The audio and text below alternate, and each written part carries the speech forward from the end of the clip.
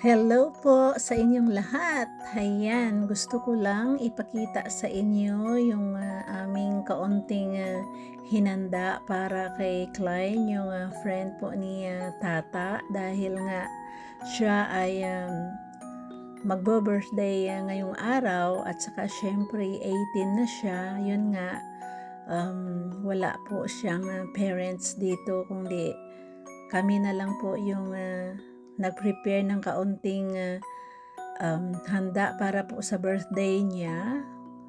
Kami na lang po yung parang naging nanay-nanayan niya dito dahil nga siyempre sana parang memorable sana itong 18th birthday niya kung nasa Pilipinas siya, kaso siyempre dito siya at saka busy din talaga, kaya kahit papano ayan meron din kaming cake sa kanya.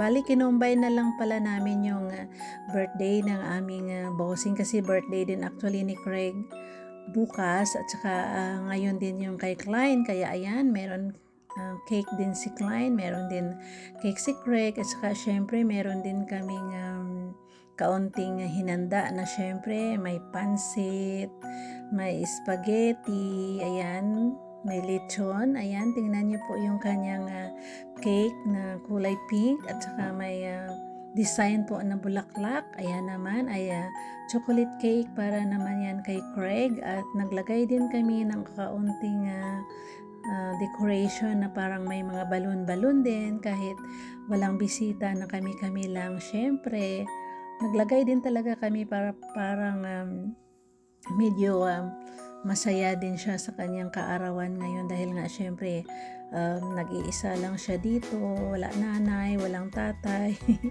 ayan po si Klein, kumakain na siya ng spaghetti, favorite niya talaga yan, yung Filipino spaghetti. Ayan, nahihiya pa siya. Ayan, syempre si Tata, rice is life.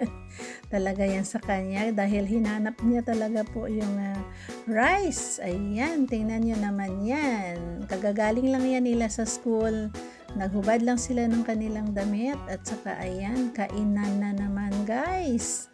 Kaya ayan, syempre, handang Pilipino talaga yung aming handa. Kumpleto yan, may fried chicken, may kaunting lechon, may lumpia, may spaghetti, syempre meron pang pansit. Ayan, ayan din si Relly kung nakikain din. Ayan, si Jonah. Tingnan nyo naman yan, puro Pilipino, ano. Ayan, meron din happy birthday talaga para din na kunyari talaga may birthday. Ayan si Klein yung nakaupo doon. Mga gutom yan. Tingnan nyo naman. Oh, ayan. Talagang kaunti na lang ang natira. Talagang kainan na talaga guys.